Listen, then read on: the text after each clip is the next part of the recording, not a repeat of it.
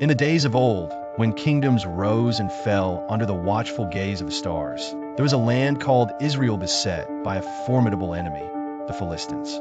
Among the Philistine army stood a giant warrior, a man feared by all who laid eyes upon him, known as Goliath of Gath. Standing at towering heights, he was clad in shimmering armor, bearing a spear as imposing as a weaver's beam. Day after day, Goliath issued a challenge to the Israelites, calling for a single warrior to engage him in mortal combat.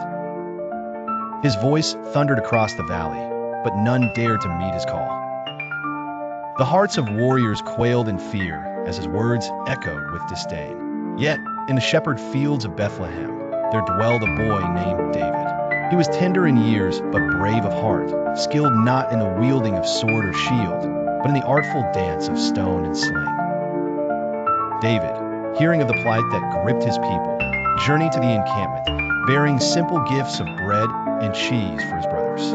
When he arrived, he beheld Goliath's taunts and the fear that shadowed the faces of Israel's bravest.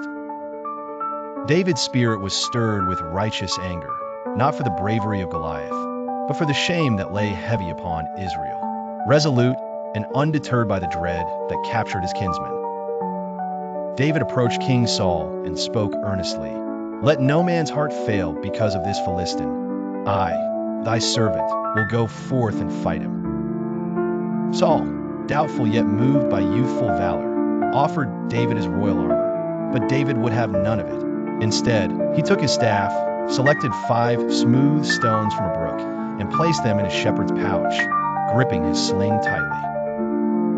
Thus armed with faith and simplicity, David stepped into the valley's embrace. Goliath, upon seeing the slight figure before him, cursed and laughed, mocking the unarmored youth. But David's heart was steadfast, his gaze piercing and true.